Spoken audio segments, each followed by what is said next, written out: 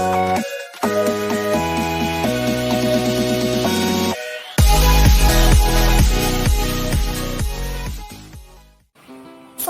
warahmatullahi wabarakatuh.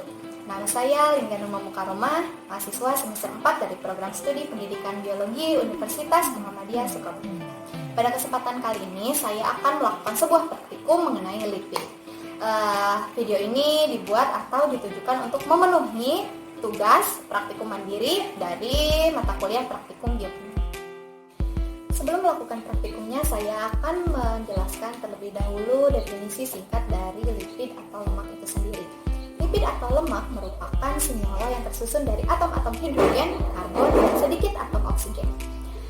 Lemak ini tidak larut dalam air, akan tetapi bisa larut dalam pelarut nonpolar seperti benzena, eter, dan kloroform.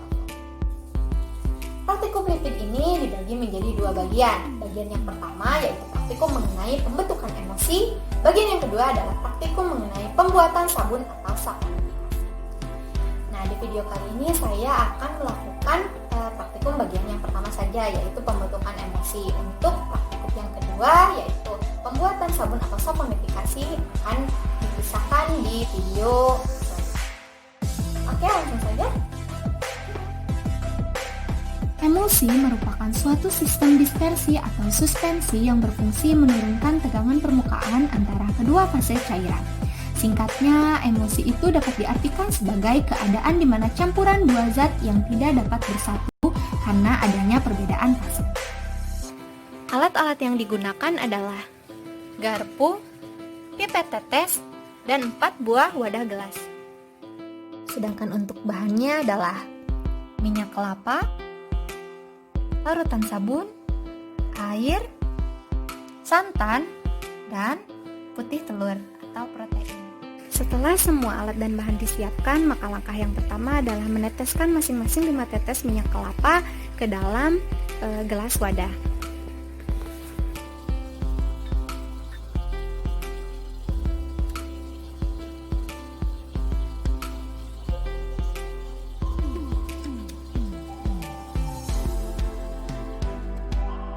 Jika sudah, maka selanjutnya meneteskan masing-masing 2 ml bahan ke dalam gelas yang sudah disediakan.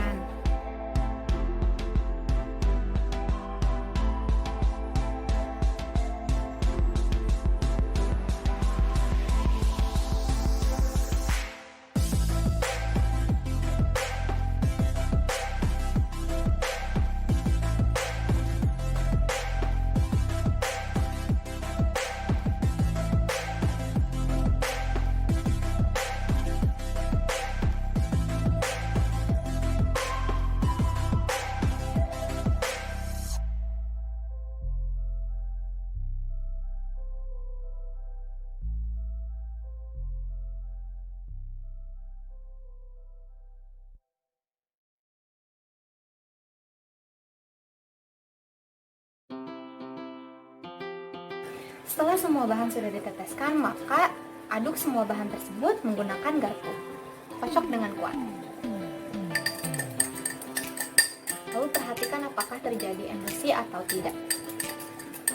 Apakah terdapat butiran-butiran atau bulatan-bulatan dalam campuran tersebut?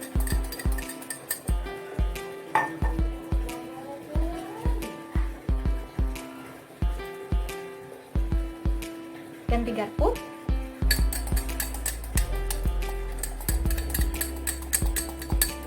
Ini mengocok telur, tadi sudah mengocok santan. Ini mengocok telur. Ganti garpu lagi. Mengocok air.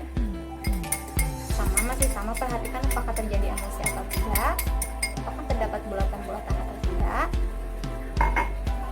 Lalu yang terakhir adalah larutan sabun. Ganti garpu.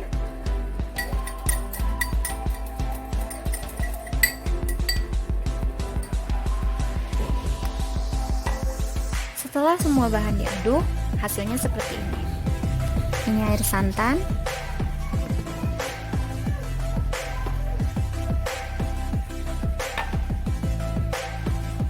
ini putih telur,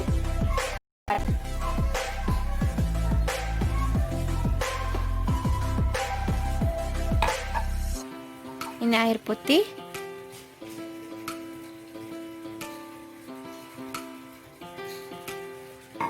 Dan yang terakhir adalah larutan sabun. Berdasarkan hasil praktikum yang sudah dilakukan tadi, saya menemukan bahwa pada santan ini terdapat emosi, terdapat bulatan-bulatan yang cukup besar dan cukup banyak.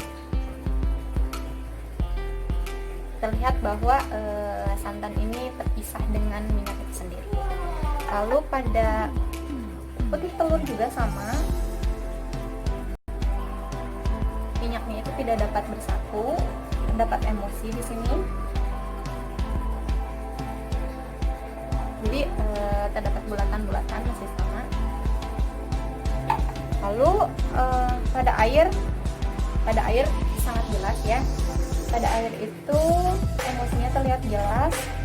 Di sini terlihat bahwa air dan minyak itu tidak bersatu dan bulatan-bulatannya sangat besar.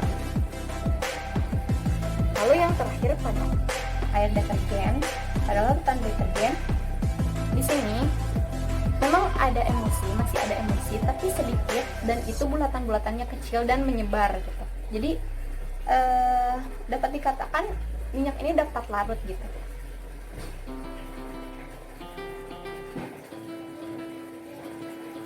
Di sini peran deterjen itu mungkin sebagai emulsifier. Itu hipotesis pertama dari saya. Jadi saya akan bahas di pembahasan. Dan ternyata hipotesis yang saya buat itu benar. Jadi di sini peran deterjen itu sebagai emulsifier ya. Tadi salah, emulsifier di antara minyak dan air gitu. Kan larutan deterjen itu terdiri dari deterjen dan air. Nah, jadi jika larutan deterjen ini disatukan dengan minyak, maka peran dari si deterjen ini merupakan emulsifier dari di antara air dan minyak. Lalu setelah saya mengkaji lebih lanjut lagi mengenai emulsifier ini, saya menemukan bahwa putih telur juga merupakan emulsifier karena dia mengandung zat yang dinamakan lecitin. Tapi di putih telur itu zat lecitin ini sedikit, akan tetapi kalau misalkan di kuning telur itu zat lecitin ini cukup banyak. Mungkin karena memang zat lecitin tadi dalam putih telur ini hanya sedikit, maka kadar kelarutan minyak dalam putih telur itu sendiri tidak terlalu larut ya, jadi masih ada emosinya. Mungkin kalau misalkan dimasukkan ke dalam kuning telur akan lebih larut sih. Lalu jika berbicara mengenai larutan santan, ini terdapat emosi. Kenapa? Karena kan saya menggunakan larutan santan yang langsung kelapanya diparut gitu, bukan larutan santan yang beli di warung yang kara atau mereknya. Nah, jadi pada larutan santan ini jika dilama, memang pas pertama dicampur air itu dia bersatu. Tapi jika didiamkan, maka ekstra kelapanya itu akan di atas dan airnya akan di bawah. Jadi betul berarti ya ada emosi, karena memang santan itu kan dari kelapa juga, minyak kelapa sawit juga dari kelapa juga. Jadi sebenarnya apa itu zat emulsifier? Zat emulsifier adalah atau zat pengemosi adalah zat yang dapat membantu kestabilan emosi antara minyak. Umumnya, zat emulsifier atau zat pengemosi ini memiliki dua gugus, yaitu gugus polar dan gugus non-polar. Gugus polar pada emulsifier ini akan mengikat air, sedangkan gugus non-polarnya akan mengikat. Bagian polar kemudian akan terionisasi sehingga menjadi bermuatan negatif. Hal ini juga akan menyebabkan minyak tersebut menjadi bermuatan negatif. Partikel minyak kemudian akan tolak-menolak sehingga kedua zat yang tidak dapat bercampur tersebut, minyak dan air, akan bisa tercampur atau larut. Keberadaan zat emulsifier ini juga tentunya sangat diperlukan dalam pembuatan es krim dan kue. Untuk apa? Tadi kan emulsifier itu bisa menyatukan minyak dan air karena memiliki dua gugus, yaitu polar dan non polar. Sedangkan kan kita tahu es krim dan kue itu terdiri dari campuran lemak dan air, maka tentu dibutuhkan emulsifier agar zat-zat tersebut dapat larut atau bercampur.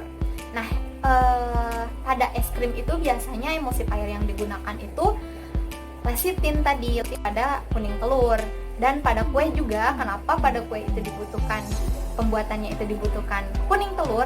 Karena itu tadi untuk menjadi emulsifier, jadi untuk mengikat air dan minyak.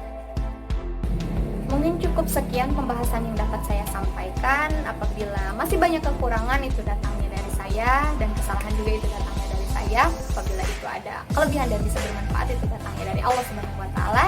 Terima kasih atas perhatiannya. Assalamualaikum warahmatullahi wabarakatuh. See you on the next video di Lipid Part 2. Kita akan membahas bagian yang kedua. Bagian praktikum yang kedua tadi adalah pembuatan sabun. Ya.